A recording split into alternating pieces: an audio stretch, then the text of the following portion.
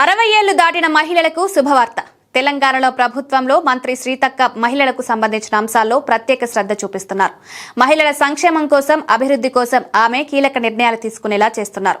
మహిళా శక్తి పథకం అమలు, శ్రీనిధి పథకం ద్వారా రుణాలు ఇప్పించడం వంటి చాలా అంశాల్లో ఆమె తెర వెనుక కీలక పాత్ర పోషిస్తున్నారు. తాజాగా స్వయం సహాయక సంఘాల మహిళలకు యూనిఫామ్ చీరలిచ్చే విషయంలో ఆమె జాగ్రత్తలు తీసుకుంటున్నారు. అందులో భాగంగా 60 ఏళ్లు దాటిన మహిళలకు ప్రత్యేక చీరలివ్వాలని నిర్ణయించారు. సాధారణంగా మధ్య వయసున్న మహిళలు ధరించే సారీలు ఒకలా ఉంటే 60 ఏళ్లు దాటిన వారు ధరించే చీరలు మరోలా ఉన్నాయి.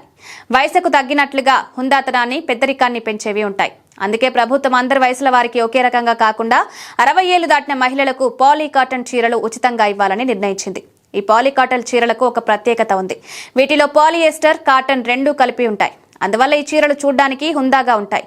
కాటన్ వల్ల గాలి బాగా అందుతుంది. పెద్దవారికి ఇలాంటి చీరలు బాగా నప్పుతాయి. ఇలాంటి చీరలు ధరించాలనే వారు కోరుకుంటారు కూడా.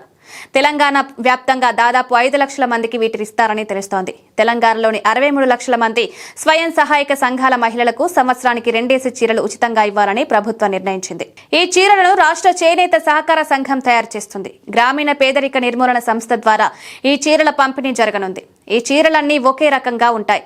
2 రకాల చీరల డిజైన్లను ఎంపిక చేశారు.